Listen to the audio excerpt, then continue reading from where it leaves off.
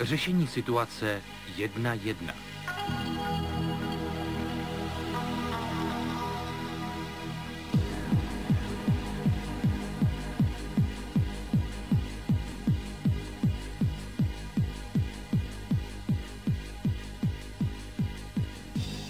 Dostavení situace 1:1 z hlediska útočícího, z hlediska bránícího. Tato kazeta se zabývá řešením situace 1:1 z hlediska útočícího hráče. Typy řešení: silové, technické, střelou. Silové řešení.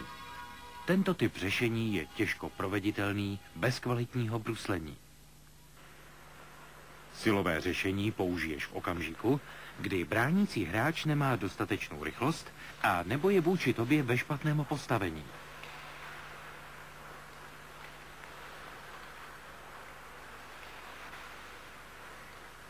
Řešení přes ruku, backhand.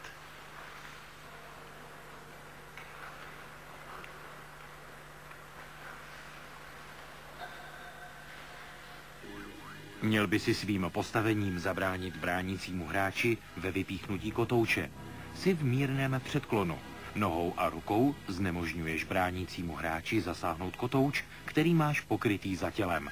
Tento prvek nazýváme odmítání.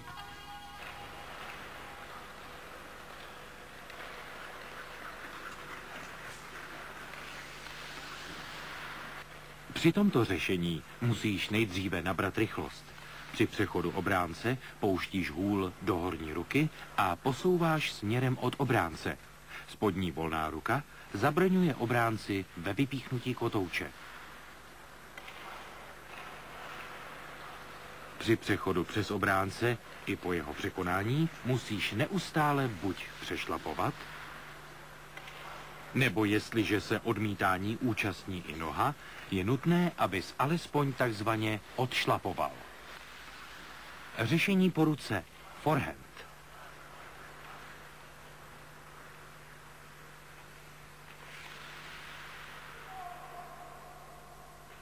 Stejně jako při odmítání přes ruku, posouváš i při odmítání po ruce kotouč za tělo.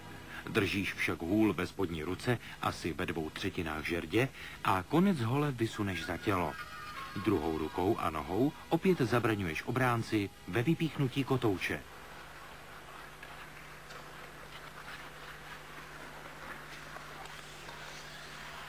Zvolíš-li toto řešení situace po ruce do forehandu, musíš opět nejdříve získat rychlost. Odmítání provádíš tak, že vypouštíš hůl do forehandové strany, držíš ji spodní rukou zhruba ve 2/3 žerdě a horní konec hole bys měl vysunout za tělo. Odmítání provádíš horní volnou rukou. Při přechodu obránce i po jeho překonání bys měl opět buď přešlapovat,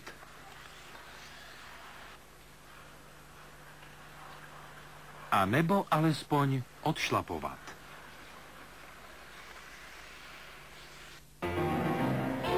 Chyby. Máš větší rychlost než obránce a místo snadnějšího silového řešení zvolíš chybně řešení kličkou, čímž zvýšíš možnost ztráty kotouče. Nemáš kotouč pokrytý za tělem, ale tlačíš ho před sebou, proto ho ruka a noha nemůže dostatečně krýt a obránce ti ho může vypíchnout.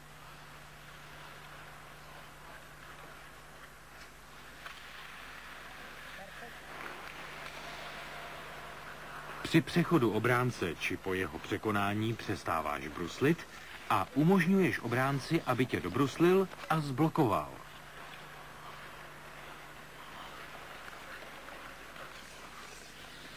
Při silovém řešení po ruce nevysuneš konec hole za tělo a tím si znemožníš rychlé a kvalitní bruslení, pokrytí kotouče a hrozí ti také nebezpečí zranění o tvou hůl. Technické řešení. Toto řešení použiješ v případě, že nemáš jednoznačně větší rychlost než obránce a on ti svým pohybem zabrání použít technicky jednodušší řešení silové. Následují nejčastěji používaná technická řešení. Uvolnění hráče kličkou pod holí. Tato klička patří k nejjednodušším a nejčastěji používaným technickým řešením.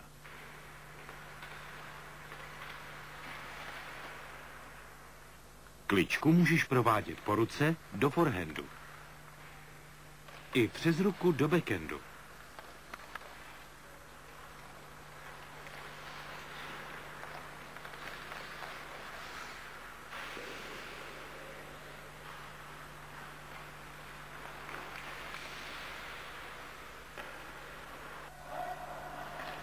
Naznačíš pohyb do jedné strany a ve chvíli, kdy obránce učiní pohyb za tvou holí, nasměruješ kotouč přesně mezi hůl a nohy tohoto obránce do jeho protipohybu.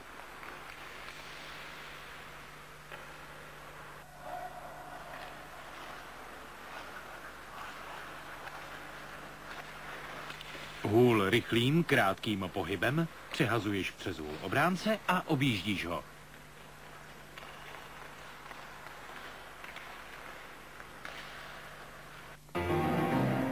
Chyby. Nasměruješ kotouč do hole obránce. Nenaznačíš klamný pohyb a obránce tě stihne blokovat.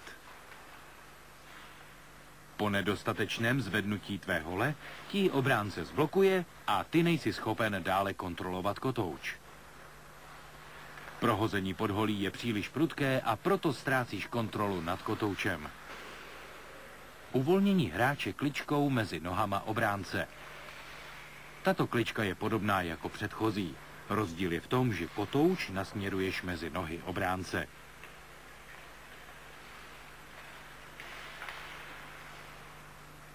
Kličku můžeš provádět po ruce do forehandu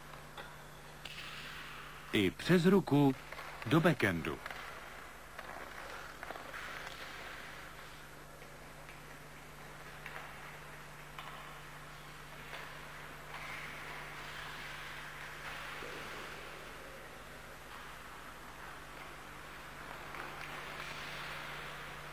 Naznačíš pohyb do jedné strany a ve chvíli, kdy obránce učiní pohyb za tvou holí, nasměruješ kotouč přesně mezi jeho brusle a objíždíš ho do druhé strany.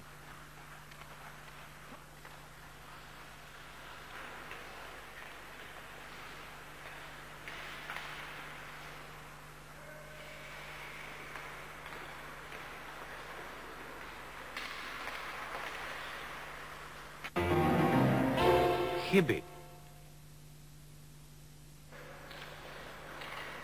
Nasměruješ kotouč do nohou obránce.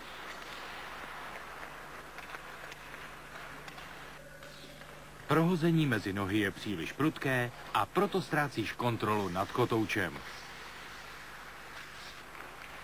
Uvolnění hráče takzvanou stahovačkou. Tato klička již patří mezi složitější řešení. Vyžaduje dokonalejší kontrolu kotouče a ne každý hráč je schopen ji úspěšně provést. Provedení této kličky je úspěšně možné provést pouze po ruce do forehandu.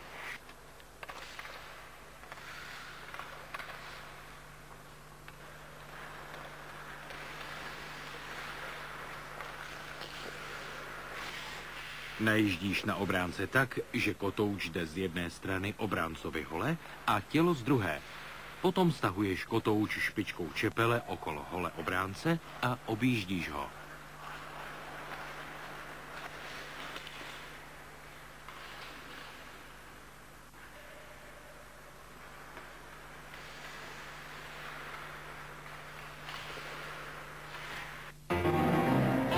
Chyby.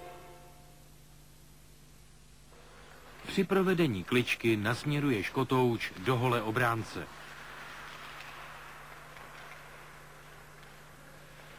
Při stažení ztrácíš kontrolu nad kotoučem. Kotouč nestáhneš dostatečně pod své tělo a obránce ti ho odebírá. Uvolnění hráče obratem, takzvaná pirueta.